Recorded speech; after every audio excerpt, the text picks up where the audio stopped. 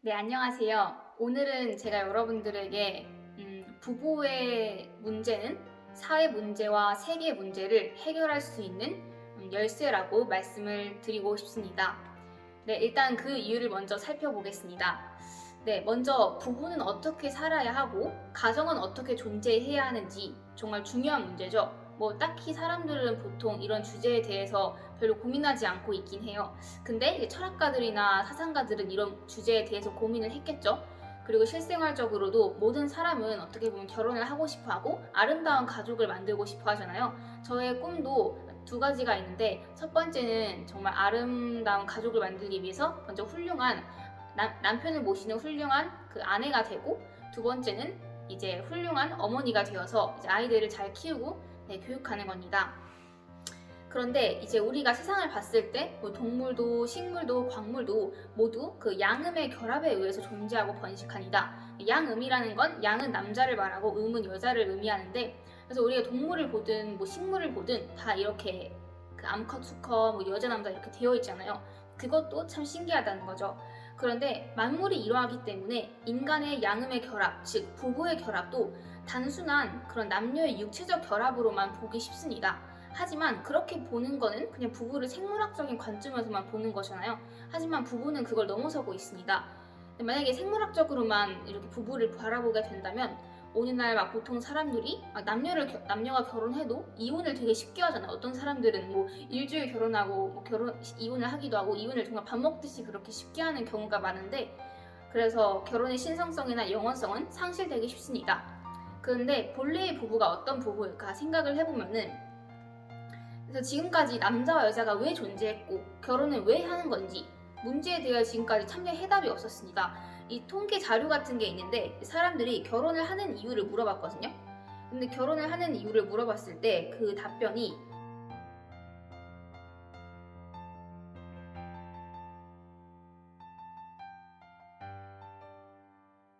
그러니까 결혼을 안 하는 이유가 있었어요. 결혼을 안 하는 이유는 뭐 경제적 여유가 없어서, 뭐 적당한 상대를 못 만나서. 결혼을 안 하는 이유가 정말 많고, 결혼을 하는 이유를 봤을 때도 그냥 사랑하는 사람이 있어서, 아니면 뭐 그냥 자녀를 낳고 키우고 싶어서, 보통 이런 이유라는 거죠. 근데 실제로 우리가 결혼을 해야 하는 이유가 뭘까? 그렇게 생각을 한번 해봐야 할 필요가 있다는 겁니다.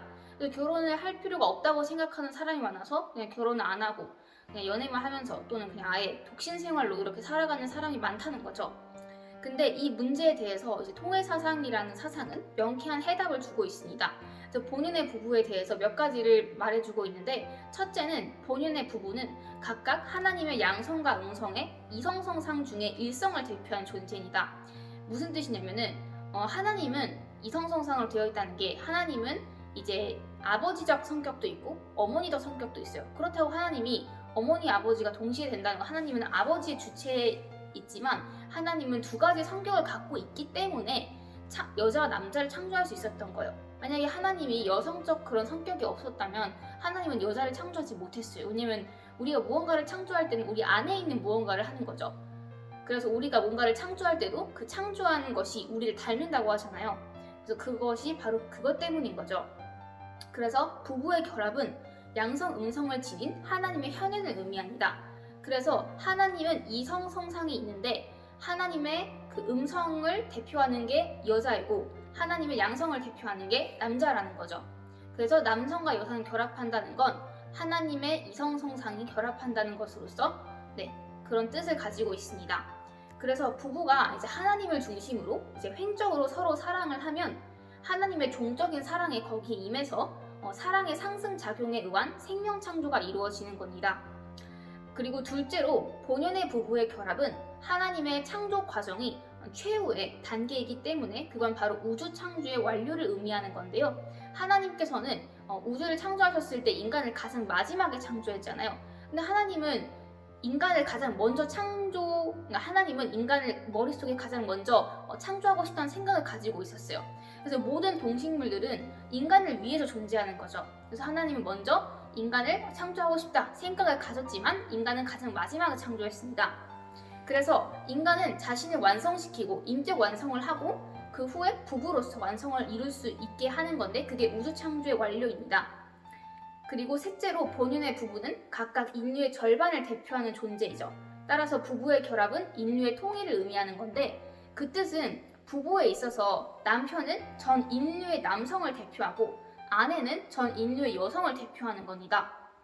그래서 만약에 오늘날 세계의 인구가 한 80억이라고 친다면 각각 40억을 대표한 가치를 지니고 있는 게 바로 그 남편이고 그 아내인 거죠. 그래서 이제 우리가 모든 사람을 하루 동안 다 만날 수는 없잖아요. 사람이 너무 많으니까. 하지만 나의 남편을 사랑한다는 건 이 세상에 있는 모든 남성들을 대표한 사람으로서 사랑한다는 거죠. 그러니까 사랑하는 마음을 갖는다는 거죠. 그리고 여성도 그 반대이고. 그래서 그런 의미를 가지고 있고 넷째로 본인의 부부는 각각 가정의 절반을 대표하는 존재이기 때문에 부부가 결합하는 건 가정의 완성을 의미합니다. 요즘 사람들은 가정이라는 거는 가정 형태를 깨버리고 있어요. 가정이라는 건 엄마가 둘일 수도 있고 아빠가 둘일 수도 있다고 하는데 여러분도 혹시 아빠가 둘인 가정 갖고 싶습니까? 그런 자녀는 아마 한 명도 없을 겁니다. 다 엄마랑 아빠가 하나씩 갖고 있는 가정을 원할 겁니다. 어쨌든 그렇다는 거고 그래서 이렇게 네 가지의 그런 입장이 있는데 이런 측면에서 봤을 때 남편이 아내를 사랑하고 아내가 남편을 사랑한다는 건 그 가정에 있어서의 하나님의 현현 그리고 우주 창조의 완성 그리고 인류의 통일 그리고 가정의 완성 이렇게 네 가지를 의미하는 겁니다. 그러니까 보통 사람들이 결혼을 그냥 아무렇지도 않게 아무 의미도 가치도 없이 그냥 두고 있다면 결혼은 그냥 우리가 정말 쉽게 할 수 있는 아무런 의미가 없는 거 되겠죠. 하지만 이렇게 중요한 거라는 걸 이 네 가지 입장을 통해서 알 수 있는 겁니다. 그래서 부부의 결합은 실로 신성하고 존귀한 결합인 거죠. 그래서 쉽게 아무렇게나 할 수도 없는 거고 또한 부부는 영원한 이유가 바로 여기에 있는 것입니다. 그래서 하나님을 중심하고 인격적으로 완성한 남편과 아내가 사랑과 미를 주고받는 게 결혼 생활이라고 할 수 있습니다. 그래서 가정이 중요한 이유가 이것 때문이고 근데 현재 우리 인류를 봤을 때 인간은 개인적으로 인격적인 완성을 이루지 못했어요. 그래서 미완성한 사람들이 결혼을 하는데 자기 자신도 완성하지 못했는데 인격이 완성하지 않았는데 성숙하지 않았는데 다른 사람이랑 결혼 생활을 하면서 조화롭게 살아가야 되니까 문제가 많이 생기고 이혼을 하고 여러 가지 문제가 생기는 겁니다. 그래서 우리는 결혼을 하기 전에 우리의 모든 삶은 결혼을 위해 준비한다고 할 수 있습니다. 그 뜻은 우리가 결혼하기 전에 20살 결혼한다 치면은 20년 동안은 우리가 결혼을 할 수 있도록 모든 사람을 사랑하는 방법을 배우고 정말 그런 과정을 거치는 거죠. 그래서 오늘날 가정 문제나 사회 문제가 심각하게 대두되고 있는 것은 부부의 모습이 모두 본래의 모습이 아니라는 데 그 원인이 있죠. 왜냐면 모든 것은 가정부터 시작합니다. 가정에서 가정이 모이는 것이 이제 국가가 되고 국가가 모인 것이 세계가 되는 거니까요. 그런 식으로 가정이 기본이라는 겁니다. 근데 가정과 사회가 어지러워졌고 국가와 세계가 혼란에 빠지게 된 이유가 가정이 혼란스럽기 때문입니다. 따라서 부부가 서로 조화를 이루어서 하나가 된다는 건 바로 세계의 통일과 직결되는 정말 가장 중요한 문제라고 할 수 있습니다. 그래서 부부의 그런 중요성을 부부의 하나가 된다는 것의 중요성을 이 시간 여러분들에게 알려드리고 싶었습니다. 네, 감사합니다.